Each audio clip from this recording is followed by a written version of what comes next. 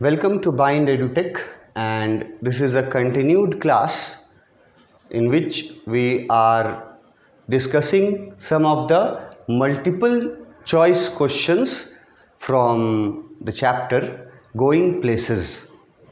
हम लोग going places नाम के चैप्टर से कुछ मल्टीपल चॉइस क्वेश्चंस और उनके आंसर्स डिस्कस कर रहे थे। प्रीवियस वीडियो में हम लोग क्वेश्चन नंबर 4 के बारे में पढ़े थे। ठीक है, थोड़ा टफ क्वेश्चन के कैटेगरी में आता है, स्पेशली उन लोगों के लिए जो लोग उतनी अच्छा बैकग्राउंड जिसका नहीं है इंग्लिश का, उसको ये थोड़ा टफ लगेगा ये क्वेश्चन कि इस लेसन में कौन सा सब्जेक्ट को ज़्यादा इम्पोर्टेंस दिया गया है। इस लेसन में कौन सा सब्जेक्ट को ज़्यादा महत्व दिया गया है। तो ऑप्शंस देखो, अगर ये समझ जाएगा कि कौन सा सब्जेक्ट को, किस मुद्दा को ज़्यादा महत्व दिया गया है, इतना समझ लेगा तब इसका आंसर सही से चुन लेगा।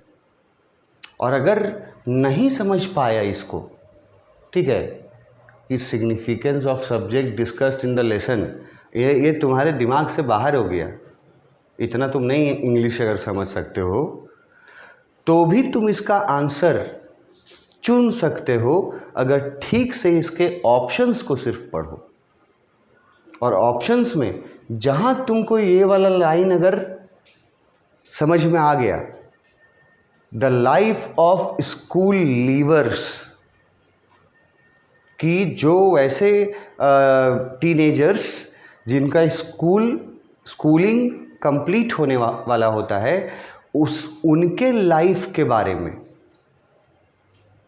तो अगर क्वेश्चन नहीं भी समझ में आया हो तो ये वाला जो सेंटेंस है ये तो इजी है, the life of school levers, और यही एक सेंटेंस है जो कि सबसे सूटेबल लगता है, लगेगा आपको ऑप्शंस में से। नेक्स्ट क्वेश्चन बढ़ते हैं, question number 5। What is the meaning of the word chuffed? अब देखो कितना डीप जा करके पूछा है। पूछता है चफ्ड का मतलब क्या है। अब सबसे पहले तो भाई चफ्ड का मतलब याद करने के लिए डिक्शनरी तुम्हारे पास होना चाहिए, ऐसा नहीं है। डिक्शनरी से कोई शब्द उठा के नहीं दिया है, ये शब्द इसी चैप्टर में यूज़ हुआ है, इसी चैप्टर में यूज़ हुआ है चफ्ड। तो जो मैं पहले भी बोलता रहा हूँ कि लाइन बाय लाइन और वर्ड बाय वर्ड स्टोरी को पढ़ने वाले लोग ही मल्टीपल चॉइस क्वेश्चंस का आंसर सही और क्विकली दे पाएंगे। तो चफ्ड जो है वो वर्ड यूज़ हुआ था, मैंने वहाँ एक्सप्लेन किया था उसको। अगर आप वापस रिकॉल करना चाहें, चफ्ड वर्ड जो था वो कहाँ यूज़ हुआ है, अगर इसमें होगा तो मैं आपको दिखाता हूँ। चफ्ड वर्ड यूज़ हुआ था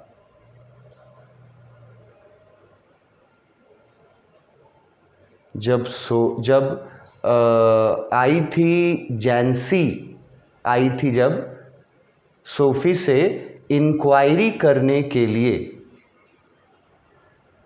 जब जैंसी आई थी सोफ़ी के पास इंक्वायरी करने के लिए, वहाँ पर चफ्ड वर्ड यूज़ किया गया था। यहाँ देखो, ये पार्ट है, ये पार्ट हम एक्सप्लेनेशन में समझाए हैं। ठीक है, देख रहे हो पॉइंट्स हैं, एक्सप्लेनेशन में हम समझाए हैं। और ये बातचीत जैंसी और सोफ़ी का यहाँ से शुरू हुआ था। इसी बातचीत के दौरान चफ्ड वर्ड यूज़ हुआ था। देखो यहाँ बातचीत है ना, यहाँ से उनको देखोगे तो चफ्ट वर्ड आएगा कहाँ,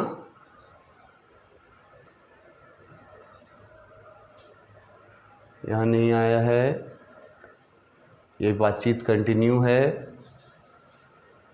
यहाँ से कंटिन्यू है बातचीत, और यहाँ मिल गया चफ्ट वर्ड। देखो हाईलाइट किया हुआ है, मतलब कि इसको जब मैंने एक्सप्लेन किया था तो मैंने इस वर्ड का मीनिंग आपको बताया था, और मैंने लिख भी दिया है ब्रैकेट में, वहाँ मीनिंग लिखा हुआ है कि चफ्ट का मतलब होता है टू बी वेरी हैप्पी। तो सोचो कि जो लोग सिर्फ कहानी सुन लेते हैं या समरी पढ़ लेते हैं, जो लोग सिर्फ एक्सप्लेनेशन देखते हैं, ठीक है, और जो टेक्स्ट है उसको नहीं पढ़ते, वैसे स्टूडेंट्स जो हैं, वैसे स्टूडेंट्स इस तरह के क्वेश्चन का जवाब नहीं दे पाएंगे,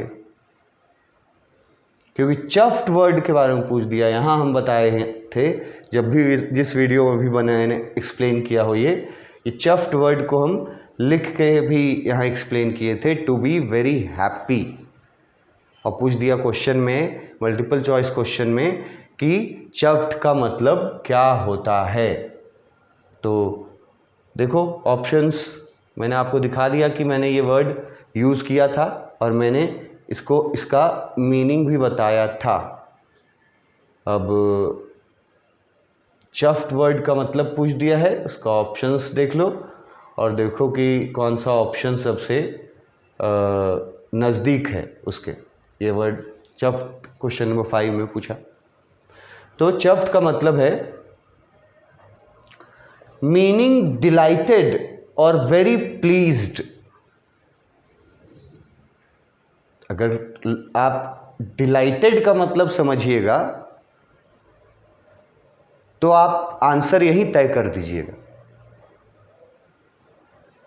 सबको ही तो नहीं समझ पाएगा डिलाइटेड का मतलब, लेकिन जो लोग डिलाइटेड का मतलब समझेंगे वो लोग यहीं पे अपना आंसर चुन लेंगे और बाकी का टाइम बच जाएगा उनका, क्योंकि डिलाइटेड का मतलब होता है टू बी वेरी हैप्पी। अत्यधिक खुश होने को ही डिलाइटेड बोलते हैं।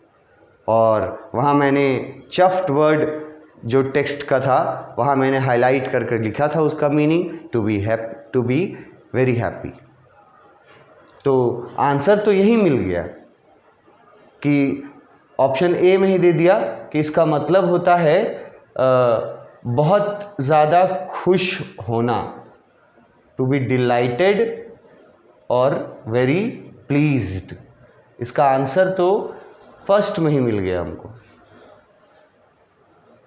लेकिन मान लो कि किसी को तुरंत में रिकॉल नहीं होता है, ठीक है, तो कोई चारों अगर ऑप्शन पढ़ता है तो भी चुन सकता है अंत में, उसको थोड़ा सा टाइम लगेगा सोचने में। जैसे ऑप्शन बी पढ़ेगा, लिखा हुआ है meaning not happy, C meaning frustrated, और डी नन। तो ये वर्ड जो है एग्जैक्टली टेक्स्ट में कहाँ यूज़ हुआ, ये जो रिकॉल कर लेगा स्टूडेंट, याद कर लेगा। अगर याद करने मतलब मेरा मतलब है रिकॉल करना, कि चफ्ट वर्ड यूज़ हुआ था जब सोफ़ी जैंसी बात कर रहे थे और सोफ़ी ने जैंसी को कहा था कि प्लीज़ जैंसी तुमको जो बात पता चला है उसको सीक्रेट रहने देना, ठीक है, नहीं तो मेरे फादर जो हैं वो बहुत गुस्सा करेंगे। उसके जवाब में सोफ़ी ने बोला था कि क्यों गुस्सा करेंगे, और वहाँ गुस्सा के लिए रो वर्ड यूज़ किया गया था, ROW। तो जैंसी का रिप्लाई था कि गुस्सा क्यों करेंगे, तुम्हारे फादर को तो खुश होना चाहिए कि उनकी बेटी किसी सेलिब्रिटी से मिली है, तो वहाँ पर खुश होने के लिए चफ्ड वर्ड यूज़ किया गया था टेक्स्ट में। तो वहाँ से इसका आंसर निकल जाता है, meaning delighted and very pleased.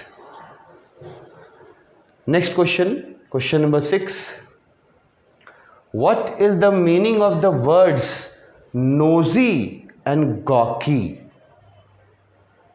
ये भी देखो कि एग्जैक्ट तुम्हारा जो टेक्स्ट है, टेक्स्ट बुक में जो कहानी का जो टेक्स्ट है, वहाँ से 2 वर्ड्स उठाए हैं और उनका मीनिंग आपसे पूछा जा रहा है। जो लोग स्टोरी का एक्सप्लेनेशंस देखे होंगे, पढ़े होंगे वीडियोस में, वो लोग नोजी और गॉकी ये दोनों शब्दों का मीनिंग उन लोगों को ऑप्शन पढ़ने के बाद तुरंत डिसीज़न ले लेंगे कि इसका क्या मतलब है। पहले तो रिकॉल करेंगे कि नोजी और गॉकी बोला किसको गया था, जैंसी को बोला गया था, और उसका मतलब मैंने बताया था कि वैसे लोग जो किसी चीज़ के बारे में बहुत सारे सवाल पूछते हों, बहुत डीप जाना चाहते हों, और वैसे लोग जो आपका सीक्रेट जान करके फिर पूरे मोहल्ले में फैला देते हों, ऐसे लोगों को नोजी और गॉकी कहा जाता है। ये मैंने एक्सप्लेनेशन में उस वक्त भी बताया था। तो अभी तो मैं बता रहा हूँ आपको फिर से, तो आप हो सकता है उसके बाद आंसर आप समझ लें, लेकिन एग्जामिनेशन में तो यहाँ फिर से कोई बताने वाला नहीं ना रहेगा। तो जिस समय एक्सप्लेनेशन में हम ये दोनों वर्ड को डील कर रहे थे, नोजी और गॉकी को, उस समय आपका ध्यान कितना था इन दोनों वर्ड्स पर, वो तय करता है कि आप सही आंसर और कितना जल्दी आंसर चुन पाइएगा। क्या मतलब है नोजी और गॉकी का? Nosy means inquisitive and gawky meanings awkward ungainly. इसमें भी जो पढ़े हुए स्टूडेंट रहेंगे ना, वो ऑप्शन ए पढ़ के ही तय कर लेंगे कि इसका आंसर यही है। नोजी और गॉकी का यही मतलब होता है। मैंने बताया कि वो ऐसे लोग जो बहुत सारी बातें जानना चाहते हैं, बहुत सारे सवाल करते हैं किसी चीज़ के बारे में, और फिर उस सीक्रेट को जान लेंगे आपसे, और फिर उस सीक्रेट को पूरे मोहल्ले में फैला देंगे। तो ये लाइन में वही मीनिंग लिखा हुआ है कि नोजी का मतलब होता है इनक्विजिटिव होना, मतलब बहुत ज़्यादा इंक्वायरी करना, ठीक है। और गॉकी का मतलब होता है कि सब जगह बात को फैला देना। उसको ऑकवर्ड गेनिंगली लिखा है, ऑकवर्ड अनगेनिंगली, मतलब कोई फ़ायदा नहीं है उसको, लेकिन बस एक हैबिट होता है, एक नेचर होता है। गॉकी होना एक तरह का स्वभाव है, ठीक है। वो हमारे ह्यूमन अलग अलग स्वभाव के लोग हैं हम लोग सब कोई, तो बहुत सारे लोग ऐसे होते हैं हमारे आसपास। अगर आप लोग अपने आसपास के भी लोगों में से नोजी और गॉकी होने का कोई इंसान ढूंढेंगे तो ज़रूर आपको मिलेगा आपके लाइफ में।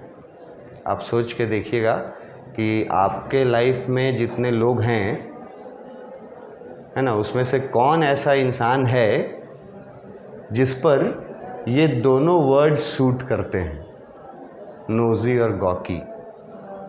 तो ज़रूर कोई न कोई आपको याद आएगा ऐसा आपके लाइफ से जुड़ा हुआ कैरेक्टर जो नोजी और गॉकी होगा। मतलब चीज़ों के बारे में बहुत इंक्वायरी करेगा और फिर उसको पूरे मोहल्ले में फैला देगा। तो ये ऑप्शन ए वो लोग तुरंत चुन लेंगे, फर्स्ट टाइम पढ़ के ही चुन लेंगे, जो लोग पूरा एक्सप्लेनेशन जो है वो अच्छे से देखे हैं और पढ़े हैं।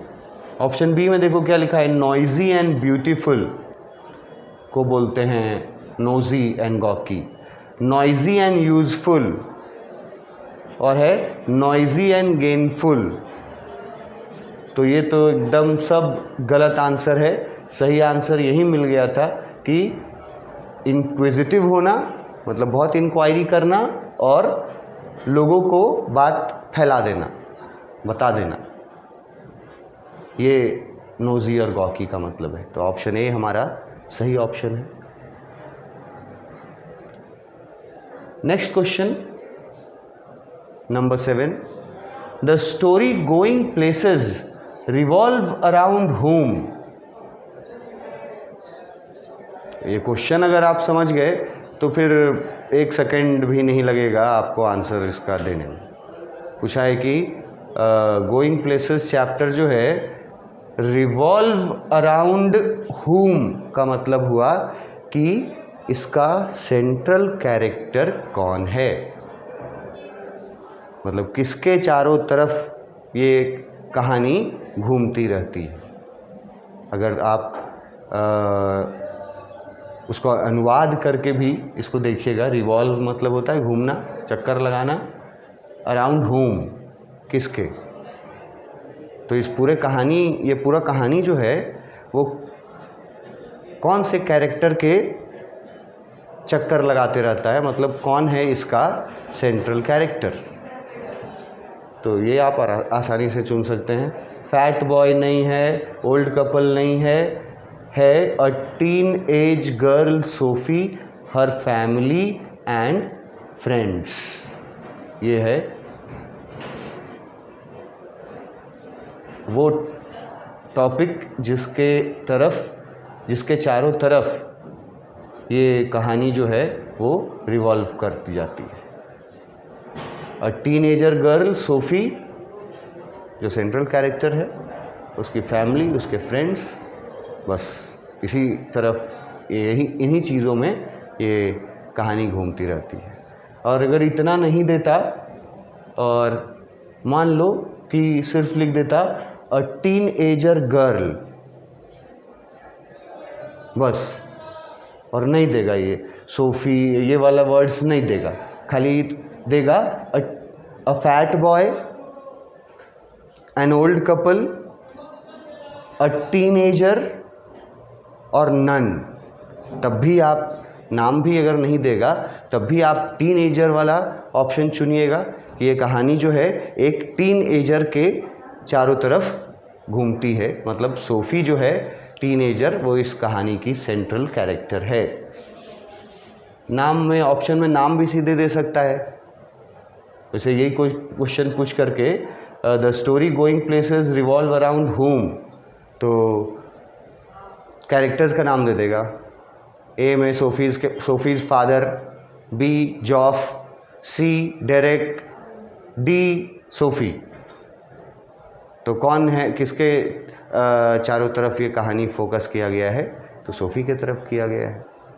इसी क्वेश्चन को और भी तरीके से पूछा जाएगा जिसमें प्रोटैगोनिस्ट वर्ड यूज़ करेगा।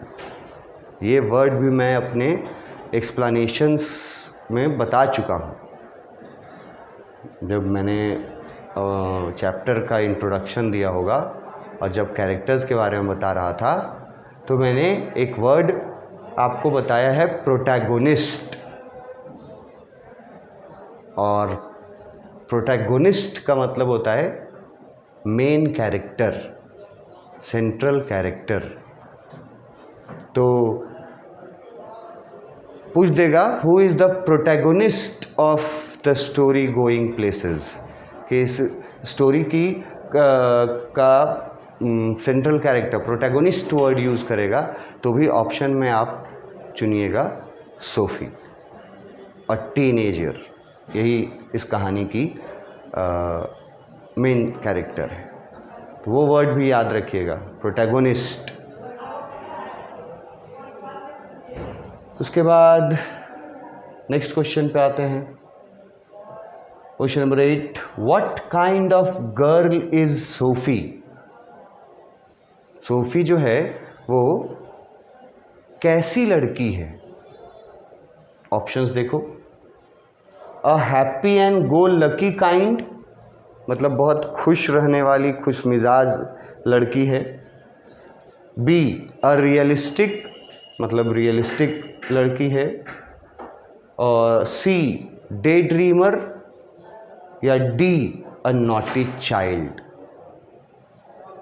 तो जो लोग इस स्टोरी को पढ़े होंगे उनके लिए 1 सेकंड भी नहीं लगना चाहिए सही ऑप्शन चुनने में, डे ड्रीमर। सोफ़ी जो है वो डे ड्रीमर टाइप की लड़की है। तो पूरा कहानी ही उसके डे ड्रीमिंग के बारे में है। तो क्वेश्चन पूछा कि किस तरह की लड़की है सोफ़ी, ऑप्शंस में जो दिए हुए थे उसमें सबसे सूटेबल है डे ड्रीमर, क्योंकि बहुत बार ये बताया गया है।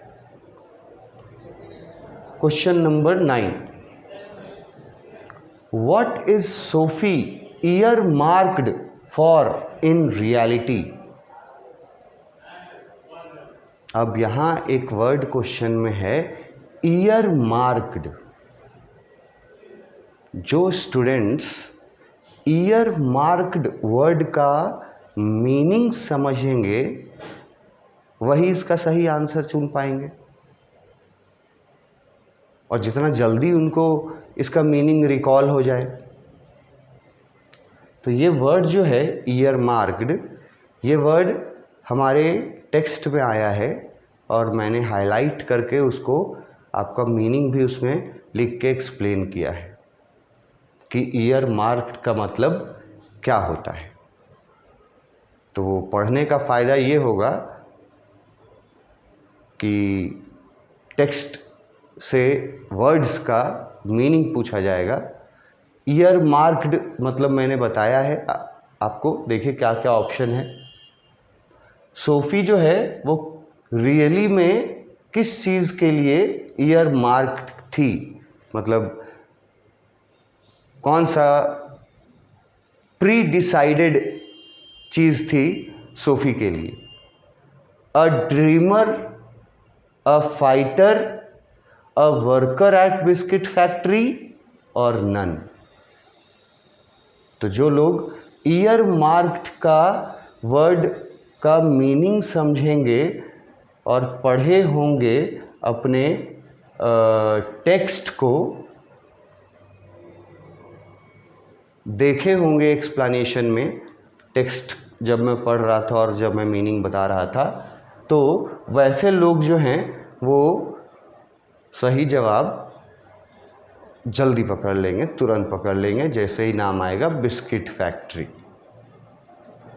ये बताया गया था कि सोफ़ी और जैंसी दोनों जो हैं, दोनों लड़कियां ईयर मार्क्ड हैं to work in the biscuit factory after completing their schooling, कि अपना स्कूल कंप्लीट करने के बाद दोनों लड़कियों को कहाँ काम करना है ये पहले से ही तय किया गया है। और ईयर मार्क का मतलब बताए थे प्री डिसाइडेड, प्री डिफाइंड। तो अगर ईयर मार्क्ड समझे होगे तो बिस्किट फैक्ट्री का आंसर तुरंत सही आंसर दोगे। Next question, what does SoFi dream about? SoFi किन चीज़ों के बारे में ड्रीम करती है? ऑप्शन देखिए। वो ड्रीम देखती है एक्टर बनने का, ऑप्शन बी। वो ड्रीम देखती है मैनेजर बनने का, ऑप्शन सी। वो ड्रीम देखती है कोई सोफिस्टिकेटेड प्रोफेशन चुनने का, या option D all of these. तो स्टोरी में सोफ़ी को जिन लोगों ने भी पढ़ा होगा, स्पेशली स्टोरी का फर्स्ट सीन जो शुरू हुआ था, सोफ़ी और जैंसी स्कूल से घर आ रहे थे, उसी फर्स्ट सीन में से ये क्वेश्चन पूछा है। तो जो लोग वो फर्स्ट सीन पढ़े होंगे, उसका टेक्स्ट समझे होंगे, वो लोग आसानी से और सही आंसर चुनेंगे। बिकमिंग एन एक्टर, हाँ सोफ़ी बोली थी कि हम एक्ट्रेस बन जाएंगे। एक्टर है मतलब ये मत समझना कि एक्ट्रेस लिखा हुआ क्यों नहीं है, क्योंकि वहाँ टेक्स्ट बुक में एक्ट्रेस वर्ड यूज़ हुआ है शायद, एक्ट्रेस, लेकिन यहाँ पे सिर्फ एक्टर लिखा हुआ है क्योंकि पहले एक्ट्रेस वर्ड जो था वो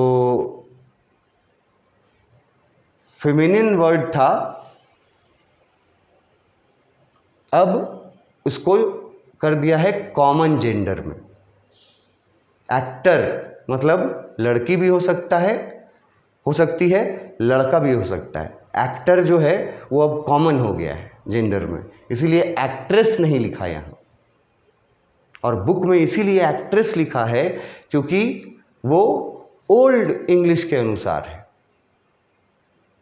अब नया जो इंग्लिश का डेफिनेशन है वो बोलता है कि एक्टर वर्ड जो है इसको भी कॉमन जेंडर में शामिल किया जाता है।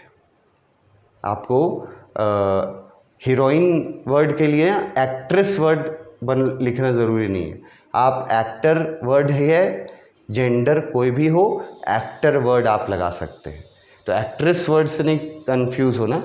वो एक्ट्रेस तो बनने का बात बोलती ही है, मैनेजर बनने का भी बात बोलती है बात करते वक्त, और स्पेशली ये वर्ड वहाँ पे यूज़ किया गया है, सोफिस्टिकेटेड प्रोफेशन में जाना चाहती थी। तो ये सारी बातें सोफ़ी ड्रीम कर रही थी, इसीलिए इसका सही आंसर होगा ऑल ऑफ दीज। ये सारे सोफ़ी के ड्रीम्स में शामिल थे। वो एक्ट्रेस भी बनना चाहती थी, वो मैनेजर बनना भी चाहती थी, या वो ये भी बोली थी कि हम किसी न किसी बड़े प्रोफेशन में जाएंगे। मैंने वहाँ एक्सप्लेन किया था सोफिस्टिकेटेड का मतलब होता है to do something big, to achieve something big. तो ये तीनों चीज़ें सोफ़ी ड्रीम करती थी। आंसर है ऑल ऑफ दीज। इसके आगे नेक्स्ट क्लास में करेंगे। Thank you.